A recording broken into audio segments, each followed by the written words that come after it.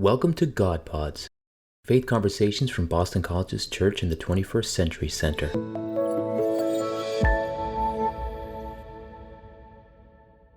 Welcome to God Pods.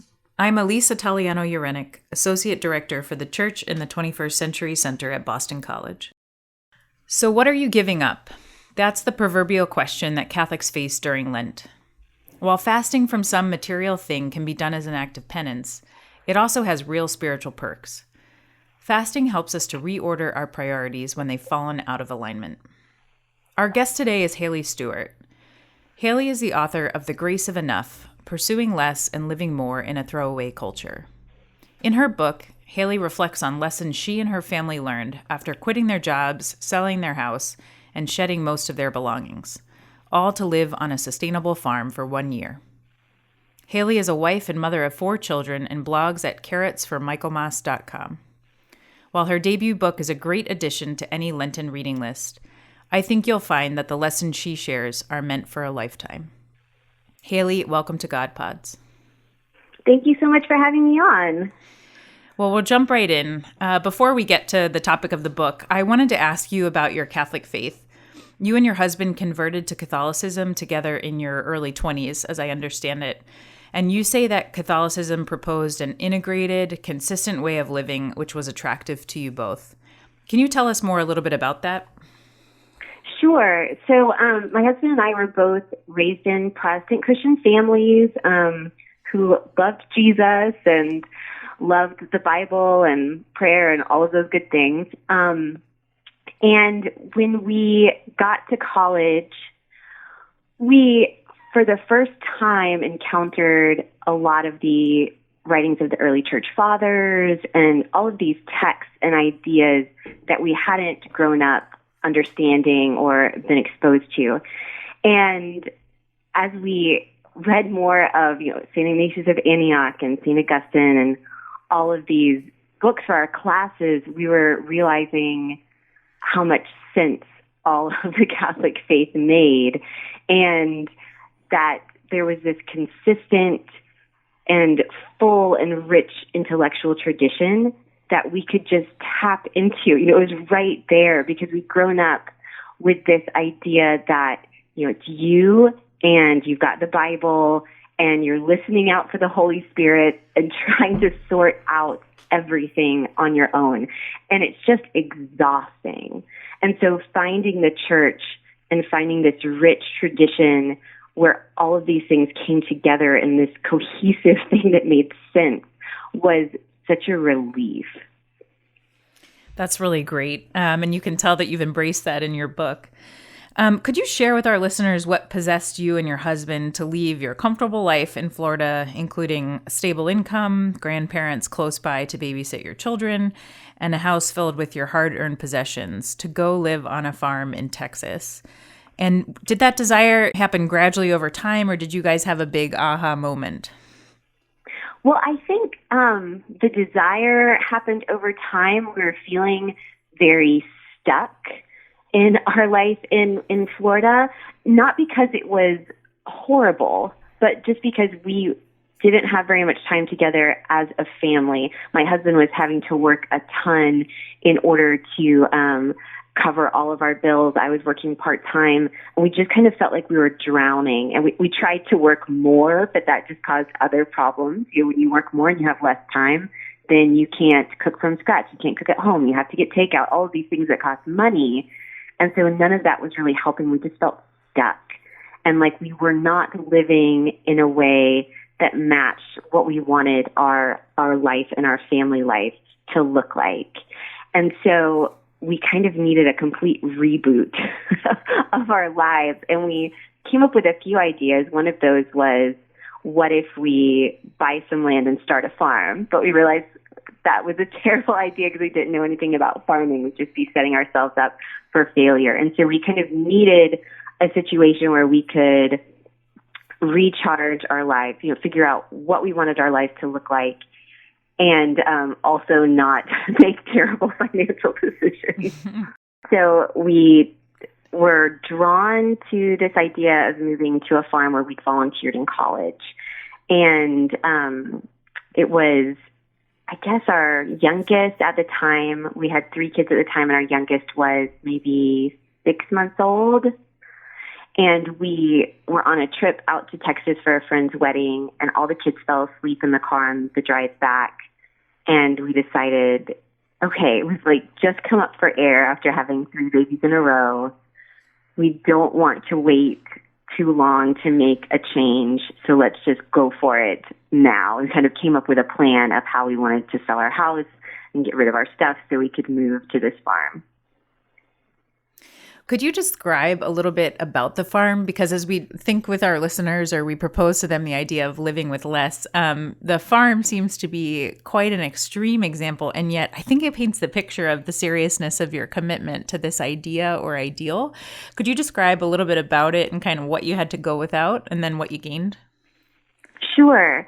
So the farm we moved to, it was a faith-based, nonprofit training farm, educational training farm. And it's kind of doing some different things now. But at the time when we moved out there, it was focused on an internship program that trained you in sustainable agriculture. And so you would live on the farm. You had, food that was grown on the farm. You had a place to live on the farm, but you didn't really get paid beyond a small stipend for your health insurance. So our family had a 650 square foot little apartment, so 2-bedroom. We had a bedroom, the 3 kids had a bedroom, 1 bathroom, no flushing toilets, compost toilets only, that's like farm wide, no flushing toilets. And then we had a communal eating space, big communal kitchen. Well, that really paints a picture for our readers. I was struck by little anecdotes of your interaction with the animals, too, on the farm, which is great. Haley, you weave into the book Pope Francis's famous phrase that we are called to resist a throwaway culture. Would you unpack what he means by that phrase, and what are the principles of such a resistance? Sure. So reading Pope Francis's encyclical Laudato Si really changed my perspective on this idea of consumerism. So when he talks about the throwaway culture, he's talking about our culture that is constantly consuming, exploiting, looking for things to use up and then discard, rather than seeing through a lens of how God sees the world and human beings. And so it's basically the opposite of a gospel vision. So instead of being nurturers and caretakers of God's creation and human beings, we are exploiters and consumers. And so it affects not just that we're using up all these resources of the earth, but it also affects how we are seeing other human beings. Are we seeing them as people to be used up according to our convenience? Are we seeing them as human beings made in the image of God, deserving of our time and deserving of dignity and all of these things? And so I think sometimes we think of issues like abortion and the environment being on opposite ends of some political spectrum, because that's how our American political system is set up. But really, these are all connected. The same attitude that would destroy God's creation, the environment, in order to make money, is the same attitude that looks at a human life as something to be discarded when it's not convenient. And so it's the same kind of warped vision. And so there's, very grave matters. Then there's little small things like, well, maybe I want to watch Netflix all night instead of hanging out with my children, which, is for any parent. I think you felt that struggle. But that same attitude of instead of pouring myself out in a way that honors how God has created human beings and the world, I'm going to focus on my own insatiable desire to consume, whether that's media or resources or human beings themselves. And so it's a very big idea that once you start noticing it in our society, just pops up everywhere. Mm. So true. Another question I have is like, how can a Christian live the way you are saying in a world in which anyone can go online, search for an item, type in an item, and have it shipped to us the next day? Part of resisting this insatiable consumerism is kind of restraining ourselves. And is it really possible for Christians to live kind of radically a different way when this is a reality for us? Yeah, that's a great question. I mean, in a lot of ways, the system is just so set up against us that it's really, really difficult. I think that there are small, practical things anyone can do. For instance, you think of something you want to order, instead of rushing over to Amazon, you could sleep on it. Do I really need that item? Is there another way I could get that item? Could I borrow it from a friend? Do I need to own that item, or could I just use it once? Something that I've found really, really helpful, and they have chapters all over, is called a Buy Nothing group, and it's a local gift economy. So it's not bartering, it's not selling. It's just, if you have something you don't need, you post it in the group, and anyone in the group can come and pick up the thing that you have. And so, for instance, our laptop charger died, and I was headed over to Amazon to order a new one, to overnight it so I could use my laptop. But then I asked in the Buy Nothing group, hey, does anyone have this kind of charger lying around? And someone was like, hey, yes, I've got 2 of those. And then it was actually a professor I had in college. And so he came over and we had hot chocolate, and I had the charger I needed, and we had connected. And so I think that there's practical things we can do to help ourselves get out of this quick purchasing without thinking mindset. It's not going to be perfect because the system is set up so badly for that kind of living. But I don't think that means it's hopeless. I don't think that means that the small things that we can do to counteract that are insignificant. That's great. In addition to cutting things out of your life or living more simply, distinguishing between needs versus wants, you also said that it was important to add in an intentional commitment to beauty if you're going to resist a throwaway culture. Can you share why that's an important part of this framework? Sure. Well, a lot of what a throwaway culture does is denies what it means for us to be human beings. And so human beings are wired for beauty. We're just designed to love beauty and be drawn to God through beauty. And that isn't something the throwaway culture really understands, because the throwaway culture is so geared on consumption and the accumulation of wealth. And none of that really has anything to do with beauty. So just thinking about architecture, modern architecture is efficient and cheap to build, but it's not beautiful. And so actually, being in these buildings that are ugly are not good for our souls. They make us feel less like human beings, because we're designed to love beauty and be around beautiful things. And that doesn't have to mean expensive things. That could just mean going outside and being in nature, being around the trees and the green, and having that nurture our souls. We're just designed for that, and we don't have it. It's not good for us. It makes us feel less like human beings.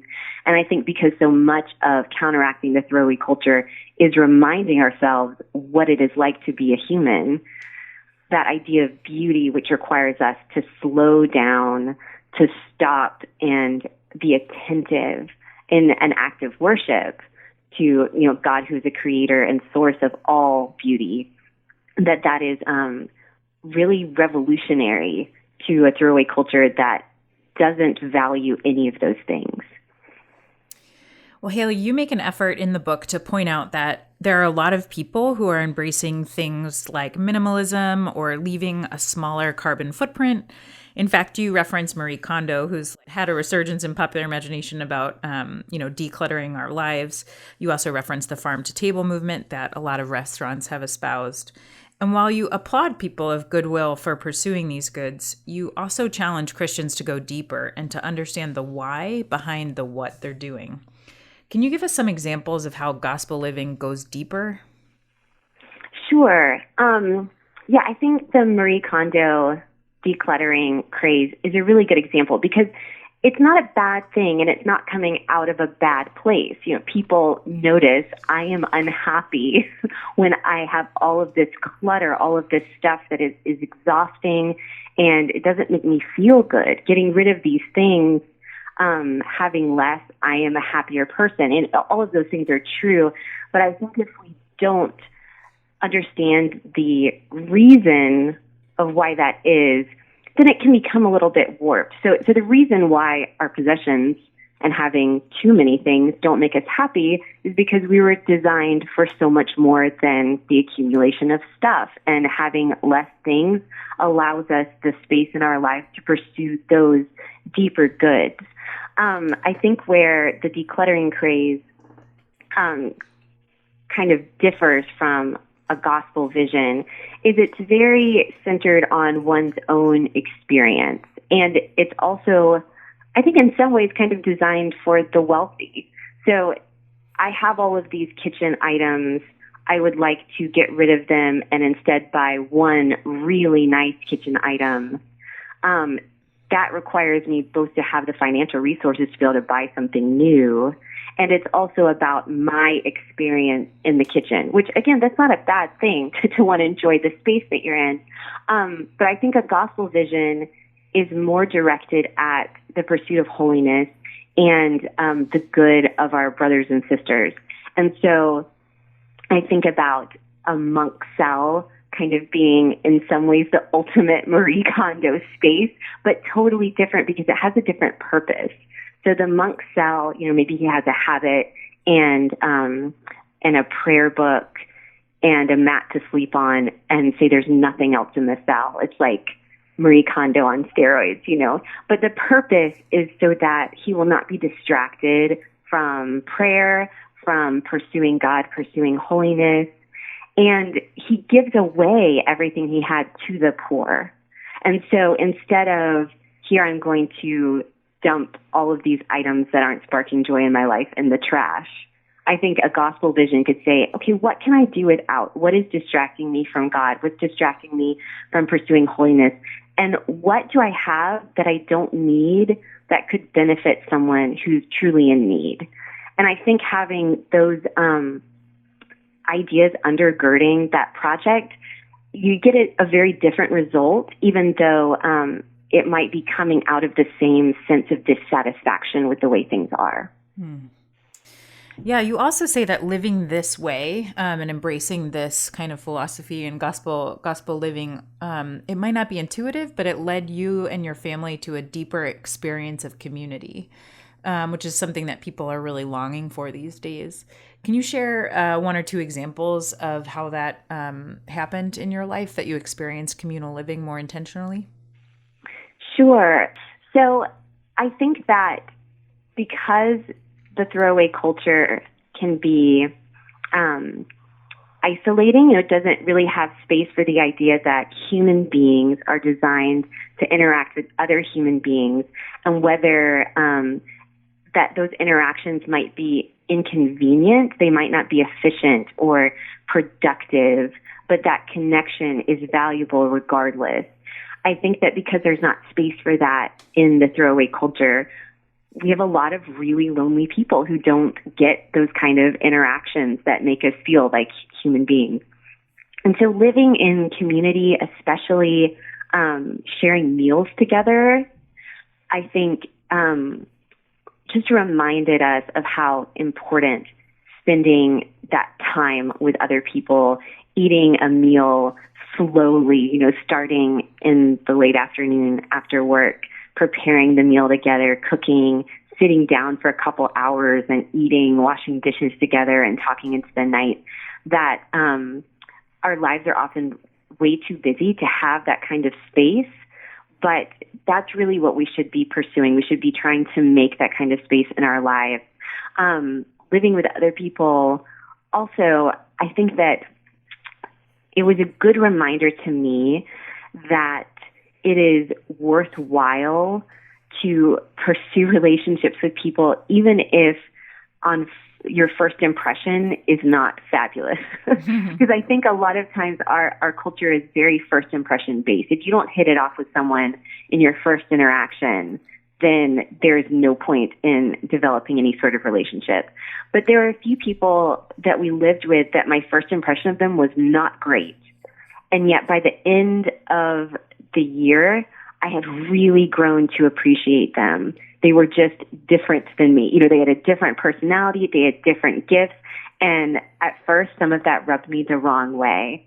But after spending that time with them and living in community with them, I was able to see how their gifts and their personality and their differences from me really brought a lot of good things to the community, and how necessary those gifts and skills were, and just having the space to get to know them and appreciate them and see them as a full person, not just a person who's maybe a little bit more brusque than I am, or, being able to see all of the good things about their personality. And so that really helped me, I think, shift my perspective from this first impression idea, and just understanding that when you spend a lot of time with someone, even if they're coming from incredibly different background, very different place, that those relationships and finding those commonalities is really, really beautiful and worthwhile. It's very easy for us to want to only be around people that are exactly like us, because that's who we're comfortable with. That's very natural for us to be drawn to people like us. But the great benefit of getting ourselves out of our comfort zone and developing relationships with people who are different from us, that is just very, very life-giving. Yeah, I've seen you kind of write on a similar topic about how Pope Francis encourages parents to, quote, waste time with their children. Do you see this in kind of the same regard? Absolutely. I think that a lot of times we think about time is money. Every hour of my day has like a price tag. And if we think about our time that way, then we get very easily frustrated with interruptions or time when we're not being productive. And so the idea of just wasting time with your kids, just sitting, reading a bunch of read-alouds, going to the park, going on a walk, just sitting down, looking them in the eyes and having a conversation. I think these are struggles for a lot of modern parents. I mean, it's something that I struggle with, getting out of this mindset of being productive to honoring the image of God in my child by being attentive. And, Pope Francis is wasting time, which is kind of a joke because obviously it's not a waste of time. It's very, very valuable. But according to the mindset of the throwaway culture, it's time wasted because you're not producing anything, you're not consuming anything. And so I think that getting into a perspective where we can see that sort of time as time well spent and time that's valuable is a huge piece of resisting the throwaway culture. I found your chapter on technology to be the most personally challenging, but I think it's something people might be interested in learning more about for their Lenten practices. Could you share more about how resisting the throwaway culture means realigning one's relationship with technology? Sure. So I started out my writing career as a blogger. I love social media. I am not like a 100% technology naysayer by any means. I think it can be used in many good ways. However, I don't think anyone is under the illusion that the way we're using technology is very good for us right now. And I struggle with this just as much as anyone else, if not more than other people. So especially thinking about the season of Lent, what can we do to use technology and not in a healthy way and not be a slave to technology? I think in many ways it comes back to the idea of the throwaway culture. A lot of the way we use social media and scroll through our phones is this insatiable consumption. We're wanting to consume. We're consuming media. We're consuming articles. We're consuming all of these things that are distracting us from things that have eternal value. And personally, I do not have a lot of willpower with social media. So I actually have to remove the app from my phone completely, or else I'm just going to reach for my phone and I'm going to see what's going on Twitter. And so for Advent, I took all the social media apps except for Instagram, because that one, for some reason, is not as much of a time suck for me. And I just took them off of my phone so that if I needed to check in, I could do that on my laptop, and it feels clunky and kind of dorky, and it's not very exciting to use it on the laptop. And so I was on Twitter way less. I was on Facebook way less. And it just was not a temptation the same way. And so I think being honest with yourself about your consumption of media and your use of technology, and noticing, if you don't have the willpower, don't just keep doing the same thing to yourself where you have the app on your phone, you use it too much, and then you feel guilty. Figure out a way to break out of that cycle and take that temptation out of the equation for yourself. Some people do the grayscale option on their phones, so that it's not very fun to look at, and then they're using it less. You can download apps that tell you how much time you spend on your phone and how much, which apps you're using. It is terrifying to see how many minutes a day we're on our phones. Like, whenever I look at that, I'm shocked. There's no way I could spend that much time on my phone yesterday, but it's real. And so having those things assisting us with, most of us, I think, struggle with this addiction to technology, and being honest about that and figuring out a way to break out of that cycle, doing something different is very helpful. So for me, I have to take those apps off my phone. It's helpful if I keep my phone charged in a separate room during the day when I'm homeschooling, so I'm not reaching for it when I should be paying attention to my children. And even going outside, leaving your phone inside, taking time when you're just away from it. And for me, I do not do well with prayer apps on my phone. I want an actual prayer book. Otherwise, I'll just feel distracted. And so I think it just requires taking stock. How am I using technology? Am I enslaved to this thing? Am I constantly consuming in a way that's distracting me from things that are truly important? And what practical steps can I take to get out of this cycle? You share with readers the importance of teaching this way of intentional living to children so that their minds and hearts and imaginations are formed early on to kind of think this way and develop these habits. What are some practical things that some parents can do if they'd like to incorporate this in their family life starting today? Yeah, I think one thing is that impress upon your children that, hey, sometimes we need to purchase something. We need to buy something. This is the thing we need to get. And think of it as we're, doing a task, not we're doing shopping because shopping is our hobby. That the practice of consumption is not the goal. The goal is just getting this item that we currently need, and also discussing needs and wants. If you've ever been around children, you know that they have a lot of wants and they think of them as needs. And so just talking that through, when a child is saying, oh, I really need this such and such, saying, oh, it sounds like you want that thing. Let's see if we really need that right now. Can we wait on that? Just having that conversation. I think it can feel like an uphill battle because your children are struggling with the same thing all of us adults are, where we want all these things. And it's hard for us to remember that a lot of those are wants and not needs. And so just having those conversations, noticing, helping our children notice when they're being advertised and marketed to, helping them notice when they are maybe thinking about getting an item that is not really going to be very satisfying to them, something that you're only going to be able to use this once. What if we got something, like Legos or something that you could use over and over again, and then we could pass on to someone else? And just having those kind of conversations, as well as pointing out there are a lot of people who do not have everything that you have, and how can we minister to those people, helping them get kind of out of this. I think children, and probably most of us, are naturally very self-centered, and so helping move beyond that. Let's look at people who really need help, who are very much in need.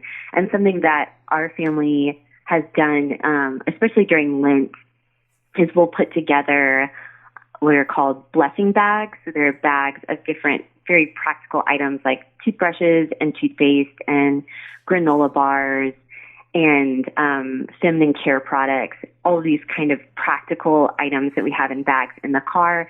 And if we see someone in need, who's standing with a sign by the side of the road, we can just pass them a bag of things that they could really use. And my kids make cards and put them in there. And that's been really meaningful to just help my children notice what people around us might be in need and how could we do something, even if it's small, to help them. That's really beautiful. Thanks for sharing that practice. Just two more questions for you. You say that not every person or family needs to necessarily pursue the lifestyle that you did, especially going to live on a farm, but that we all can find, the grace of enough.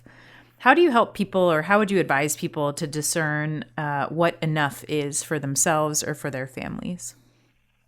Yeah, well, I think a lot of that has to do with an individual family's prayer and discernment, that you discern that through prayer, maybe talk to a spiritual director.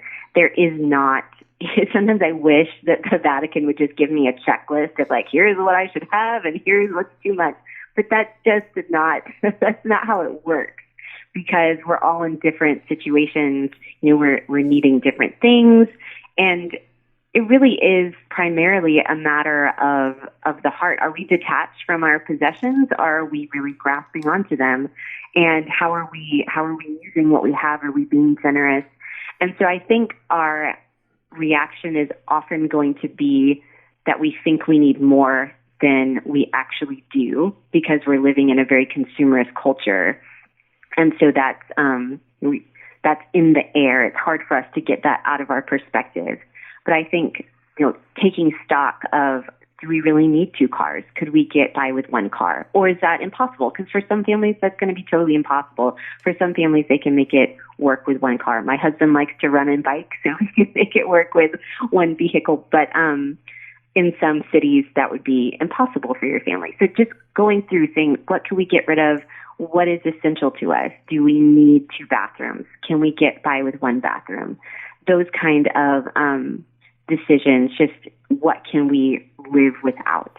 Because I think that when we actually try to live without things, it's kind of like Lent, when you think there's no way I can give up coffee for Lent. I'm going to die. I'm not going to make it through all of Lent without my coffee. And then by the end of Lent, you go, oh, I can live without coffee. I'm not actually enslaved to my caffeine addiction anymore.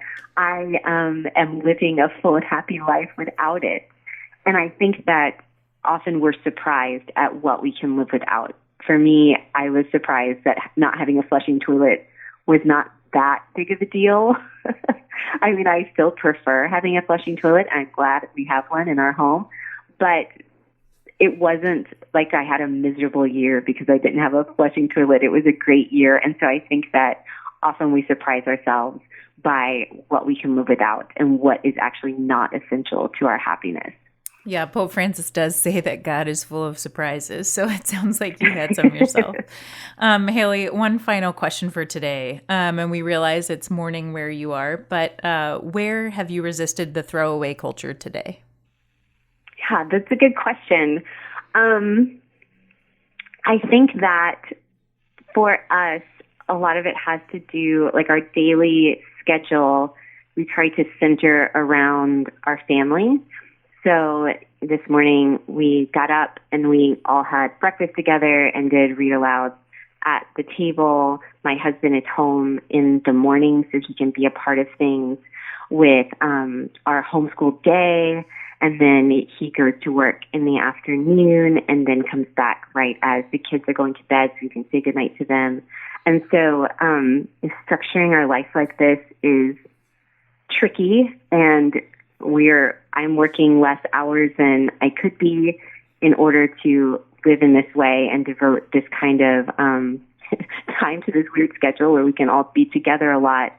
But that is, I think, one of the ways that we're trying to pursue the opposite of the throwaway culture, trying to pour our time into our family life and into our community, so that even if it's not benefiting us financially, that we are contributing to something that we really believe in, that we're trying to set our clocks by a different kind of time that is honoring different things with different priorities. And so as far as this morning goes, that's just the one thing I'm thinking of.